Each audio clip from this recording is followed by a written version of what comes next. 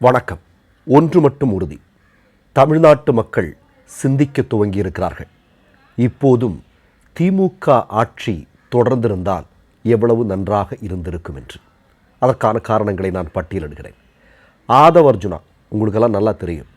ஆதவர்ஜுனா பத்திரிகையில் ஒரு பேட்டி கொடுத்துருக்குறான். என்ன பேட்டி அப்படின்னா, 60 வருடங்களாக தமிழ்நாட்டில் திராவிட கட்சிகள் செய்து கொண்டிருந்த ஊழலுக்கு 6 நாட்களில் முற்றுப்புள்ளி வைத்திருக்கிறோம். இதுதான் இன்றைய ஊடகங்களுடைய தலைப்புச் செய்தி.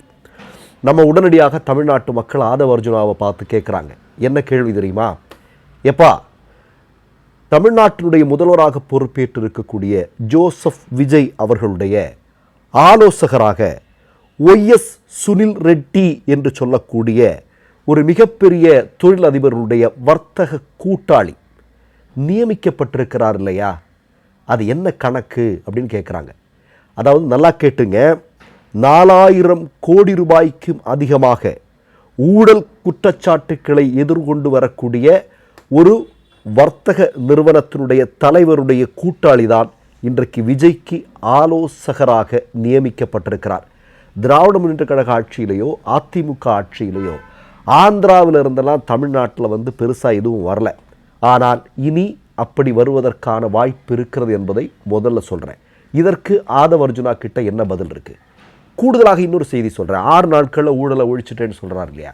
கடந்த 4 நாட்களாக எவ்வளவு பெரிய மின்தடை, பவர் கட்டு நம்ம எதிர்கொண்டு வருகிறோம் பார்க்குறேன். நான் எல்லாம் 2-3 நாளாச்சு நல்லா தூங்கி. சரி, அந்த அளவிற்கு மின்தடை நடந்து கொண்டு இருக்கிறது. அதை பற்றி ஒரு வார்த்தை கூட ஆதவர்ஜுனா ஏன் பேச மாட்டேங்கிறான் அப்படின்னா, அதற்கு ஒரு மிக முக்கியமான காரணம் இருக்குது.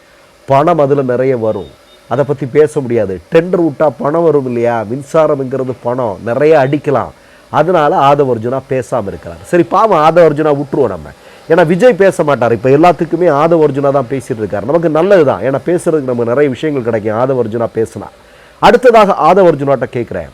ஆதவர்ஜுனா அந்த பேட்டியில் சொல்கிறாரு, அதாவது ஒரு பார்ப்பனரை அமைச்சராக்கக்கூடிய அந்த நொடி வரையிலும் அவர் பார்ப்பனர் அப்படிங்கிறது தனக்கு தெரியாது, தன்னுடைய கட்சியினருக்கு தெரியாது அப்படின்னு சொல்கிறாரு.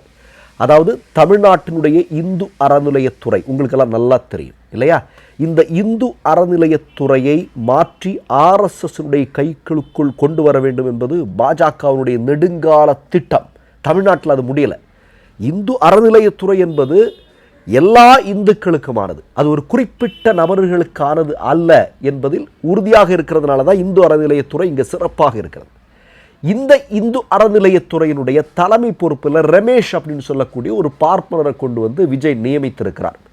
பிரச்சனை என்னன்னா, இதே ரமேஷ் அவருடைய சமூக வலைத்தள பக்கத்தில் ஒரு பதிவு போட்டிருந்தார். உங்களுக்கெல்லாம் நல்லா ஞாபகம் இருக்கும். கோயிலில் தமிழ் வழிபாட்டு உரிமை கேட்பவர்கள் ஏன் முஸ்லீம் கிறிஸ்தவ மதங்களை நோக்கி அந்த கேள்விகளை கேட்பதில்லை? இப்படி பேசினவர் தான் இந்த ரமேஷ் அப்படின்னு சொல்லக்கூடிய நபர். இந்த நபரை இந்த பொறுப்பிற்கு கொண்டு வந்திருக்கிறார்கள். அது தமிழ்நாட்டில் ஒரு மிகப்பெரிய அளவில் பேசு பொருளாக மாறி இருக்கிறது. நம்ம ஆதவர்ஜுனாட்ட என்ன கேட்குறோம்? ஆதவர்ஜுனா, கடைசி நொடி வரையிலும் இவர் என்ன சாதியை சார்ந்தவர் அப்படிங்கிறது இவர் நியமிக்கும் போது எங்களுக்கு தெரியாது அப்படின்னு சொல்றீங்க இல்லையா? உங்களுடைய அமைச்சரவையில் எத்தனை பட்டியல் சாதி இனத்தை சார்ந்தவர்களுக்கு வாய்ப்பு கொடுத்திருக்கிறீர்கள் என்பதை தொடர்ந்து பேசிட்டு இருக்கிறீங்க இல்லையா? அது எப்படி?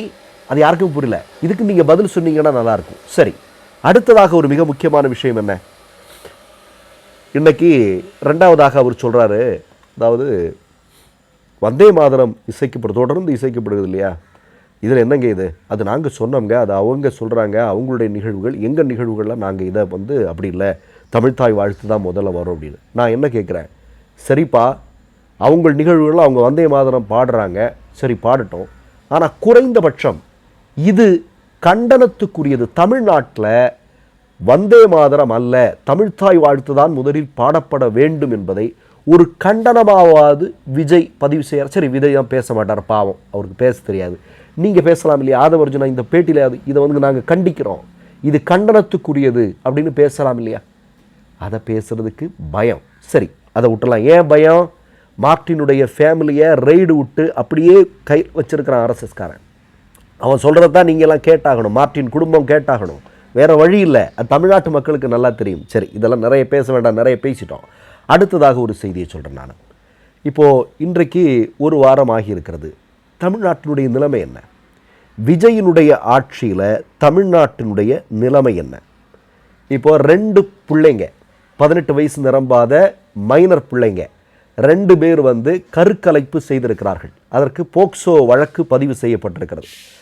10 வயது சின்னம் சிறுமி வீட்டில் படுத்து தூங்கிட்டு இருந்த ஒரு பிள்ளை, அதை தூக்கிட்டு போய் கொலை பண்ணி ஏதோ ஒரு நாளைக்கு பிறகு சடலமாக மீட்கப்பட்டிருக்கிறது. கோவையில் இந்த சம்பவம் நடந்திருக்கிறது. நான் சிஎம் சாரை பார்த்து கேட்குறேன், விஜய் சாரை, ஜோசப் விஜய் சாரை பார்த்து கேட்குறேன், ஆதவ் அர்ஜுனாவையும் பார்த்து கேட்குறேன், இதுதான் நீங்கள் பெண்கள் குழந்தைகளுக்கு கொடுக்கக்கூடிய பாதுகாப்பா? இதை தமிழ்நாட்டு மக்கள் இன்றைக்கே கேட்க ஆரம்பித்திருக்கிறார்கள். அப்படிங்கிறது ரொம்ப ரொம்ப முக்கியமான விஷயம். அடுத்ததாக நம்ம பேச விரும்புகிறது என்ன? இப்போ நீங்கள் வந்தே மாதரம் விஷயத்தில் நீங்கள் இதை பல்ட்டி அடிக்கிறீங்க. நம்ம என்ன கேட்குறோம்?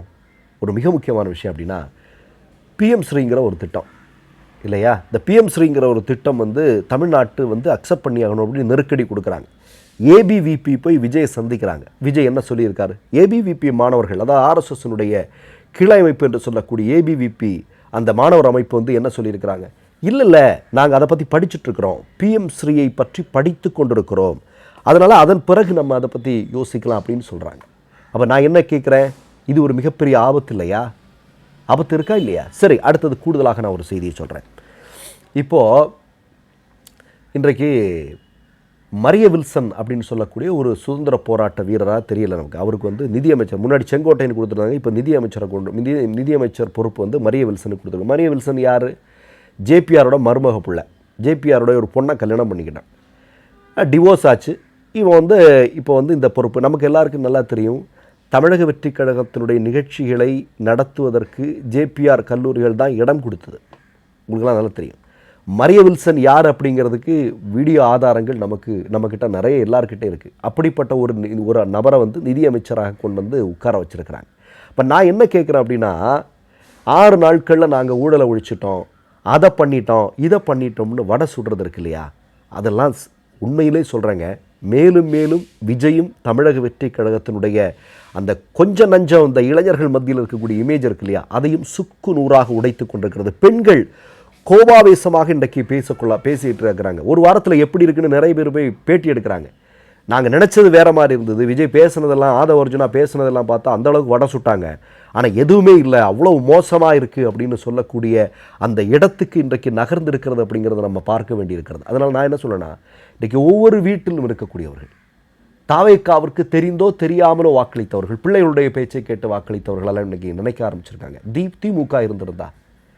ஏன்னா இன்றைக்கி அந்த அம்மாக்களுடைய அக்கௌண்ட்லலாம் 2500 ரூபாய் இன்றைக்கி விழுந்திருக்கும் இல்லையா? அதாவது அவர்கள் சொன்ன திட்டங்கள் எல்லாம் இன்றைக்கு செயல்படுத்தப்பட்டிருக்கும். அதையெல்லாம் அனுபவித்து கொண்டிருக்கக்கூடிய அந்த காலகட்டத்தில் இன்றைக்கு வேறு மாதிரியான ஒரு சூழலை எதிர்கொள்ள வேண்டி இருக்கிறது இல்லையா தமிழ்நாட்டு மக்களுக்கு? அதுதான் இன்றைக்கு ஒரு மிகப்பெரிய பிரச்சனையாக மாறி இருக்கிறது என்பதை நாம் பார்க்க வேண்டியிருக்கிறது. மொத்தத்தில் ஆதவ அர்ஜுனாவுடைய பேட்டி தாவைக்காவை கிழி என்று கிழித்திருக்கிறது. அவருடைய கட்சியை அவர் வெளிச்சம் போட்டு காட்டுகிறார், நாங்கள் இப்படித்தான்ப்பா அப்படிங்கிறது. மற்றொரு நிகழ்வில் சந்திப்போம். நன்றி, வணக்கம். மை நேம் இஸ் ரெட் சேனலை சப்ஸ்கிரைப் பண்ணிக்கோங்க. அதுக்கப்புறமா பக்கத்தில் இருக்கிற ஜாயின் பட்டனை கிளிக் பண்ணீங்கன்னா ஒரு நியூ பேஜ் ஒன்று ஓப்பன் ஆகும். அதுலேயும் ஜாயின் பட்டனே கிளிக் பண்ணிக்கோங்க. அதில் பார்த்தீங்கன்னா credit R debit card options இருக்கு. இதில் உங்களுக்கு விசா, மாஸ்டர் கார்டு, ரிப்பே அப்படின்னு 3 ஆப்ஷன்ஸ் கொடுத்துருக்காங்க. அதில் நீங்கள் எந்த கார்டு சூஸ் பண்ணுறீங்களோ அந்த கார்டோட நம்பர் என்டர் பண்ணிக்கோங்க. அப்புறமா கார்டோட வேலிடிட்டி மந்த் அண்ட் இயரை டைப் பண்ணிக்கோங்க. அடுத்தபடியா உங்க கார்டோட பின்னால சிவிசி கோடுன்னு சொல்லிட்டு 3 நம்பர்ஸ் கொடுத்துருப்பாங்க. அந்த நம்பர் இதில் என்டர் பண்ணிக்கோங்க. அப்புறமா அட்ரஸ் அண்ட் இன்ஃபர்மேஷன் என்டர் பண்ணிட்டு பைங்கிற பட்டனை கிளிக் பண்ணிக்கோங்க. ஒருவேளை உங்க கார்டு நம்பர் இன்வாலிட்னு காமிச்சிச்சுன்னா உங்க கார்டுல இன்டர்நேஷனல் யூசேஜை எனேபிள் பண்ணுங்க.